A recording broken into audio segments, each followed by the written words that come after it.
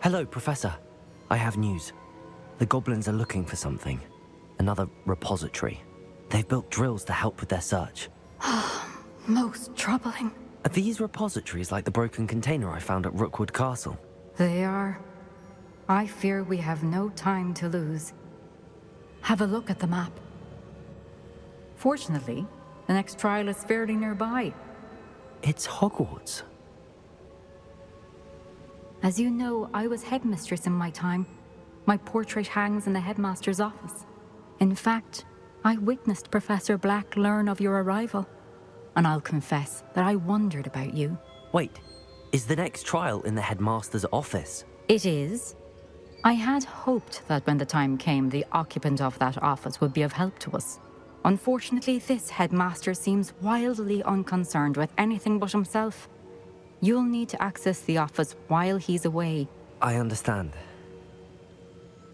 Very well. I'll find some way to get in. Good. I shall meet you in my portrait there. Until then.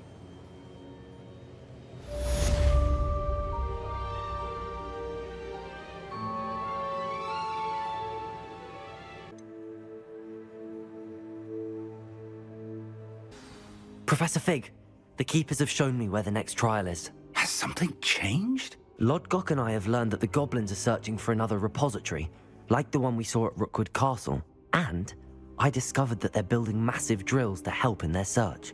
Professor Fitzgerald seemed very concerned. I see. Ranrock clearly knows even more than we suspected. And sir, there's something else. Lodgok knew Miriam. He knew Miriam? They encountered each other at Rookwood Castle. She was doing research. That's where she found the container with the portkey. He liked her so much that he let her leave with it, despite orders from Ranrock. I don't know what to say. She could win over almost anyone.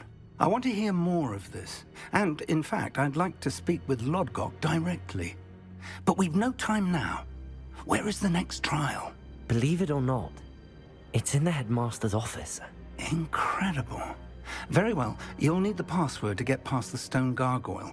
The headmaster's house elf will know it. I don't know the headmaster's house elf. Will he even speak to me? I imagine he's loyal to the headmaster. He is. So you'll need a disguise. I have just the thing. A polyjuice potion. You'll look and sound like Professor Black. Wait, doesn't polyjuice potion require a bit of the person you want to change into? And take ages to brew? It does. So how do you already have polyjuice potion to change into Professor Black? One never knows when such a thing may come in handy. Let's just say I felt the need to be prepared for anything after my fruitless trip to the ministry on his behalf. Now, time is of the essence. Drink up and I shall explain more.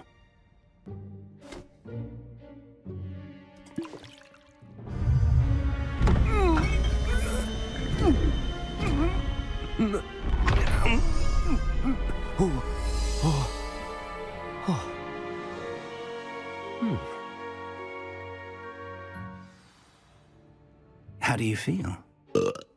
Incredible. I won't forget that taste anytime soon. How do I sound? Convincing. I've taken the liberty of transfiguring your robes. As we discussed, you'll need the password from Scrope, who could be anywhere in the castle. You might look for Professor Kagawa. She's taken to badgering the poor elf about Quidditch in the hopes that he can convince Black to change his mind. Thus far, unsuccessfully. I see. But what if Professor Black sees me? Leave him to me. I shall tell him where to meet a liaison from the ministry in Hogsmeade. That should give you plenty of time. Thank you, Professor. I suppose we'll meet again in the map chamber. It's rather strange to hear gratitude coming from Professor Black. I'll see you there. Now to find the headmaster's house elf. Professor, a moment of your time, please. Professor, I was hoping to catch you. Places to be, Professor Sharp. Places to be. Of course, sir. Only, you'd asked me about a particular potion, and I did? I did, yes. Well, spit it out, Sharp. I don't have all day. Probably best not to discuss it here, sir. I assure you, Sharp, you may speak freely. Very well. I've brewed the cure for boils you wanted. I can drop it by your office when it's convenient.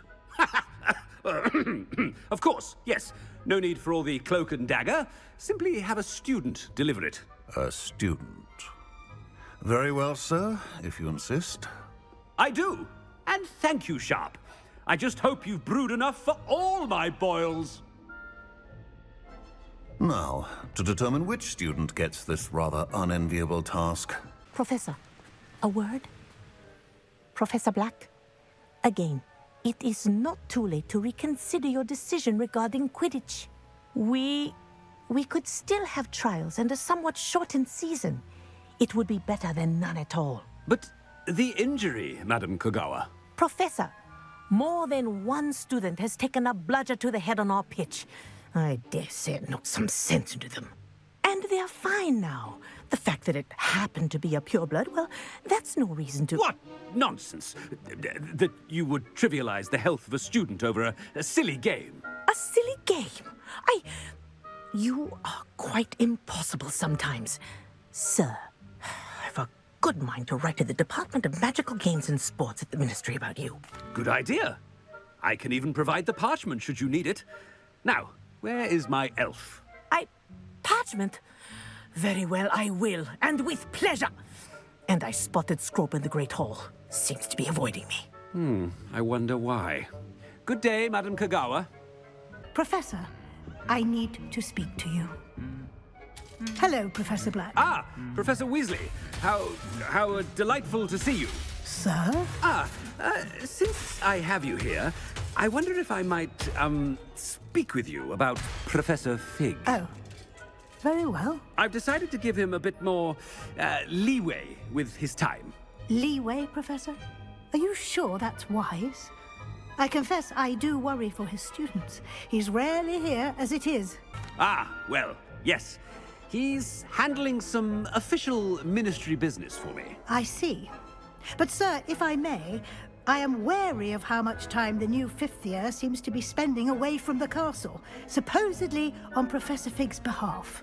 I've heard unsettling rumors of their escapades. Everything from sneaking into the Forbidden Forest to confronting Ranrock's loyalists and Rookwood's lot. What? Goodness. You cannot believe everything you hear, Professor. No, you cannot. I mean, I shall keep an eye on Fig. You simply keep doing the wonderful job that you're doing. Simply wonderful. Thank you. But I'm happy to look into... Good. That'll be all, Weasley. I mean, Professor Weasley. Good day. Scrope! Oh, greetings, Master. Remind me of the password to my office. Oh, but Master made Scrope swear never to tell anyone, even Master himself. How dare you question me? I've a mind to give you a matching set of ears. Yes, sir. Of course, sir. Scrope begs forgiveness. It is the Black family motto, Master. Right. Of course. Master does remember it. It's pure bloods forever, isn't it? Close, Master. Scrope thinks Master is indeed testing Scrope. It is always pure. Obviously. And, of course, as Master knows, in French. Yes, of course. I order you to pronounce it for me. Oh, but Master knows that Scrope's French is most pitiful. Oh, very well. Toujours pur. Ha! Thank you.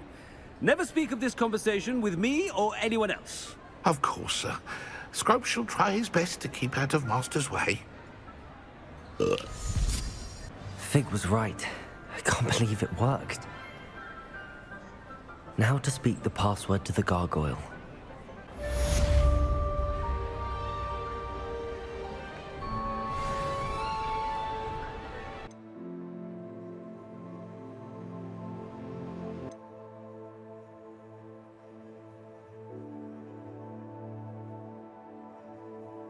Toujours pure.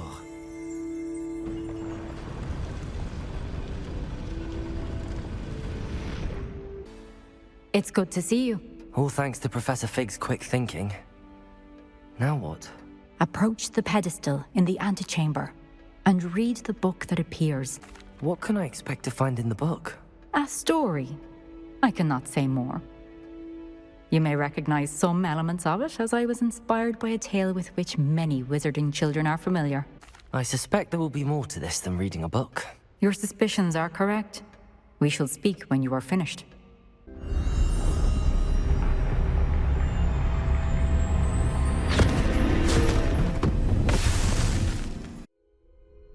Where am I? Professor Fitzgerald? Can you hear me? I am here. In this place, you may call me Neve. You shall be witness to a fable. Pay attention. Things are not always as they seem. You must move swiftly and cautiously. Use the tools you encounter to find me. The first you will need is a cloak. In this place, as in life, death takes many forms. Avoid each of them at all costs.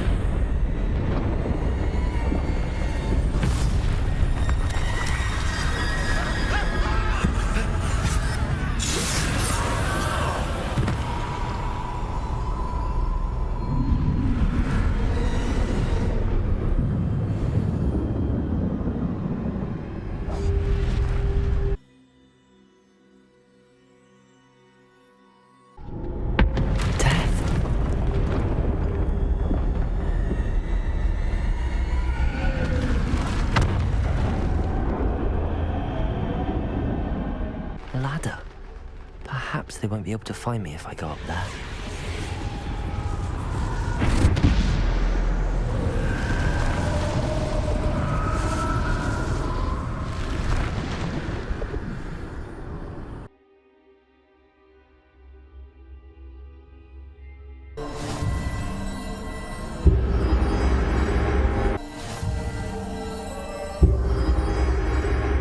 Bombarda!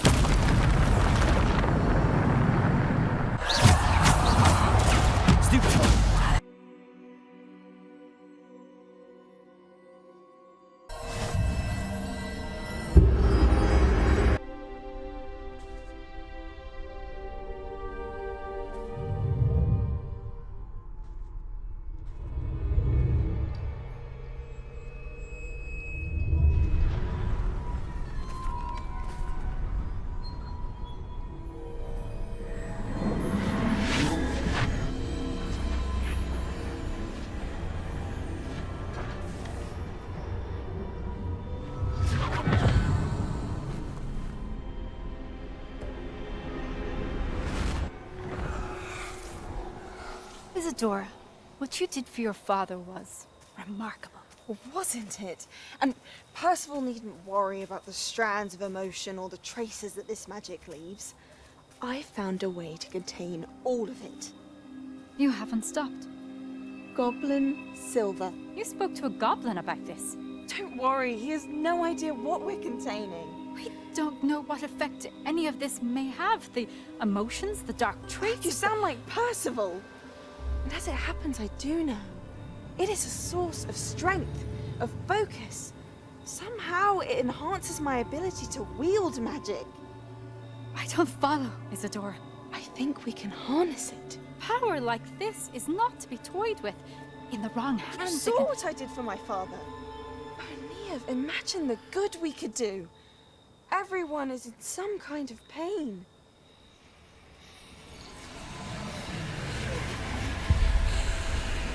What are you doing?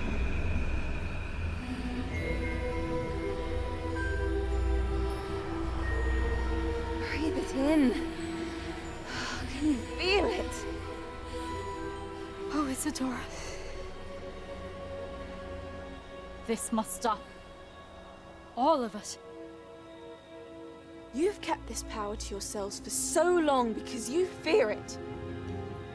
I choose to embrace it.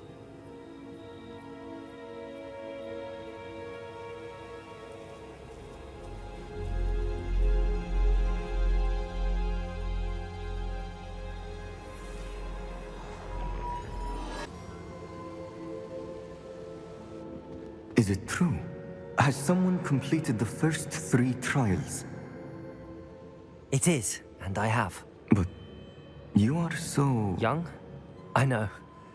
You must be Professor Bakar. I am. Pleased to meet you. The pensive memory I just witnessed, was Isadora inhaling painful emotions? She was. I found it disturbing. But how did she gain power from it? How did she harness it? It was disturbing. Although I wonder that you are asking about her power. I hesitate to reveal the location of my pensive to someone who, perhaps, has yet to understand the responsibility of power. I can assure you, Professor, I do. In fact, what you don't yet know is that a dangerous goblin called Ranrock has accessed the repository at Rookwood Castle. He has learned to harness the contents of it as a source of immense power. He plans to use that power against wizardkind. We have no time to waste. I see. Nonetheless, the knowledge you shall gain after you witness my memories is too valuable to share without further consideration. I shall require time to confer with the other keepers. It seems we have no choice but to wait, frustrating as it is. I heard what you told Professor Bakar. Isadora was inhaling emotions to gain power? She was. And she pulled emotions, as she did from her father, from Professor Fitzgerald, without permission. Monstrous. What's more, she said that she found a way to store the traces of magic she extracted in goblin silver. The repositories? Possibly. There's something I didn't get a chance to tell you earlier. Ranrock has been digging at locations tied to the 5 names he found in the journals of a goblin metalworker named Bragball. 5 names? The Keepers, and who else? Isadora Morganac? Precisely. That's how he's been one step ahead of us. Gringotts, the Tower, Rookwood Castle. If the Keepers won't tell you where the next trial is yet, I say we at least maintain a watch on Ranrock. Perhaps he'll lead us to more information. Perhaps. I hope to hear from Lodgok soon. I haven't heard anything since I learned of the drills. Oh, and as you've probably guessed by now, your Polyjuice plan worked like a charm. I knew it would. I may have done too good a job distracting Black. I had no idea he can't hold his fire whiskey.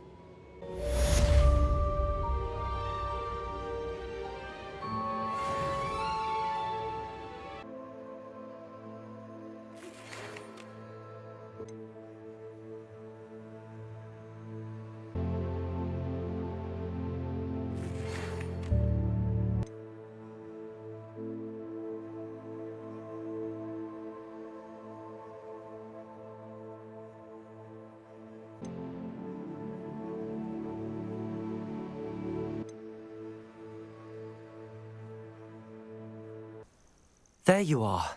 You were in such a state when you left. The poachers got to my gran. Someone recognized me in Horntail Hall and they got to her. What do you mean? Is she all right? She's fine, thank goodness. But they were at her house, our house. They assumed I'd sent the egg there. She said they took the whole place apart looking for it, screaming that we'd cost them everything.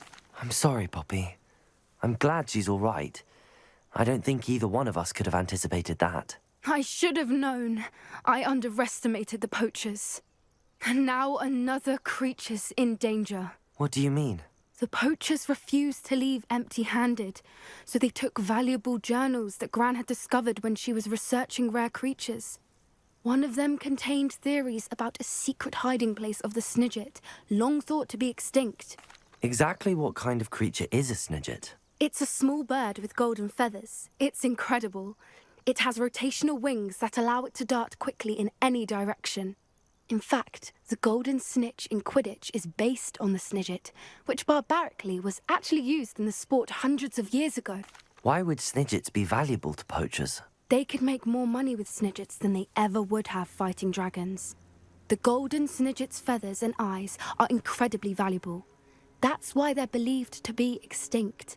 They were hunted out of existence by wizardkind. If the poachers found some now, I can't bear to think about the horrific way they'd be bred and killed for profit. Where exactly are these Snidgets allegedly hidden? Gran says the journals were a bit cryptic, which is good. Perhaps the poachers won't be clever enough to find the birds. From what she recalls, the journals only noted that the key to finding them lay in the moonlight. Gran thinks it can be narrowed down to a handful of locations.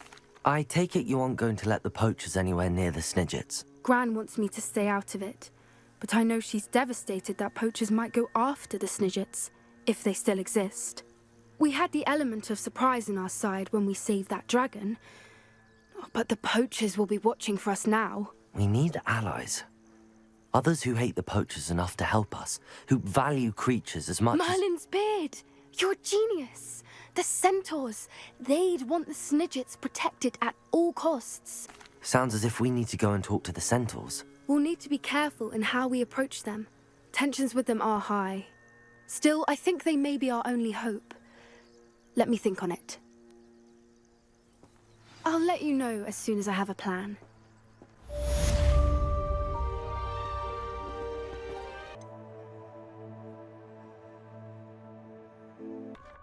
Hello, Deke. Professor Weasley said you had an idea. Indeed, Deke does. Deke knows that you want to learn about all sorts of beasts, and Deke recently heard rumors of a phoenix nest in a nearby mountain. A phoenix nest? I wonder if it belongs to the phoenix gnat he mentioned, the one Harlow and the poacher pack are after. Deke would not doubt it. If Deke has heard of it, surely the nasty poachers have as well, which means it could be in danger. Well, I'd better go and rescue it then, hadn't I? Deke thinks so. So majestic a beast should not fall into such vile hands. Deke is not sure why, but Deke feels that saving a phoenix might help to make amends for what happened with Deke's prior master. Deke hopes that you are able to find the phoenix and bring it to the room where it will be safe.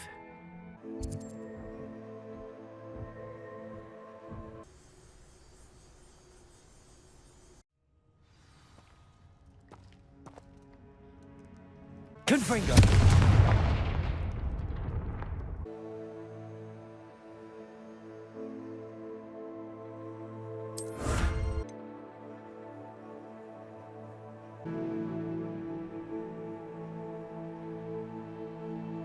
Bingo! Compulso!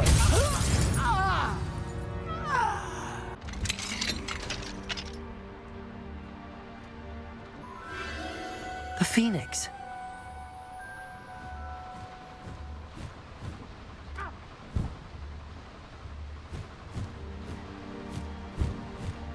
It almost seems as if it wants me to follow it. I need to find it before the poachers do.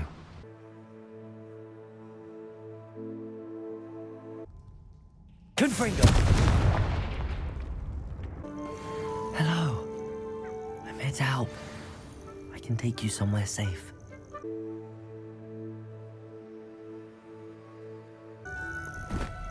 It seems happy to come with me. I wonder if it could travel in the nabs. Let's get you back to the room. Deke's going to be pleased.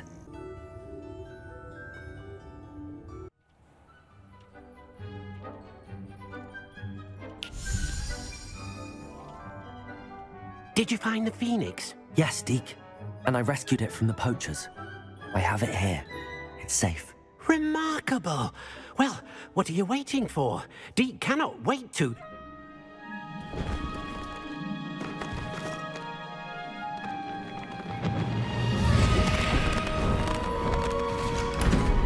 My heavens!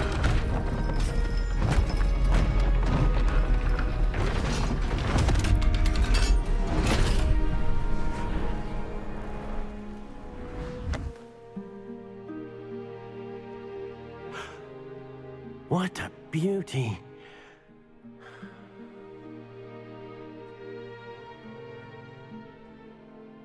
You keep it close.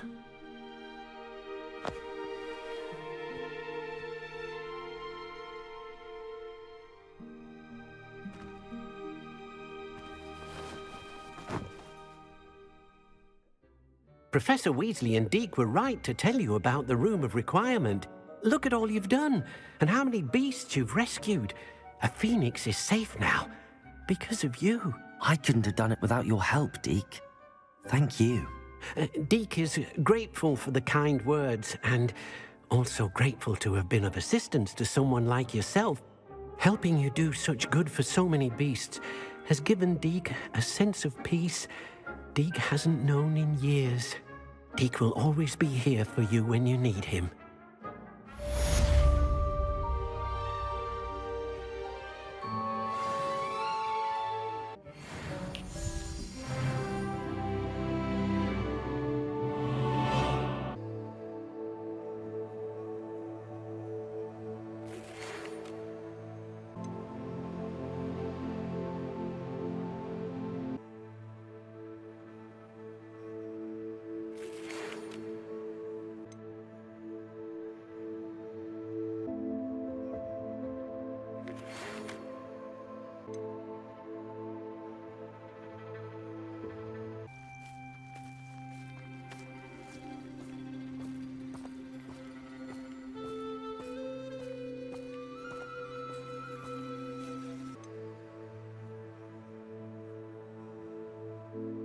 Sebastian, a lost relic from a catacomb which requires a dark sacrifice. I know how it sounds, but if this can help you, it's worth the risk. Does Ominous know about this? He helped find the scriptorium where we discovered Slytherin's spellbook. Very well. If Ominous will be there, I'll meet you. We don't have much time. Solomon wants to leave Feldcroft. What? Leave? Never mind. You need to stall him. Buy us time, Anne. Please. I shall do my best. I'll be in touch. Solomon can't take Anne from Feldcroft. Where would they go? When would I see her? Sebastian. I can't believe my uncle wants to leave Feldcroft. Anne's going to stall him. She must. We need time. Time? For what? I've learned more about the relic. I cross-referenced Slytherin's spellbook with everything in the library on relics and dark sacrifices. That's when I realized something. I believe the relic will only work inside the catacomb. So we have to get Anne to the catacomb and then conduct a sacrifice. Seems risky. It'll be worth the risk. Our biggest hurdle may be convincing Ominous. And we'll only give this a chance if he's on board. And we have to keep all of this from your uncle. If he goes to the headmaster, we could be expelled. Let me handle Ominous this time. As for my uncle, he's not an Auror anymore. What he doesn't know, well, won't hurt us. Do you think your uncle would tell anyone at the Ministry about all of this if he found out? If he found out, I doubt he'd go to the Ministry. He didn't part ways with them well, from what I understand. He won't say, but I believe his strong aversion to dark magic has something to do with his time there. Anne thinks he once decided to fight fire with fire, so to speak, and resorted to using an unforgivable curse and fight against dark wizards. At least that's what she thought she heard. When he realized what his job had led him to become, he left rather abruptly. So, I'm not sure he'd go to the Ministry to report on his own family using dark magic now. Good luck with Ominous. Until we meet again. I shall let you know when the four of us should meet at the catacomb. Look for my owl. See you soon.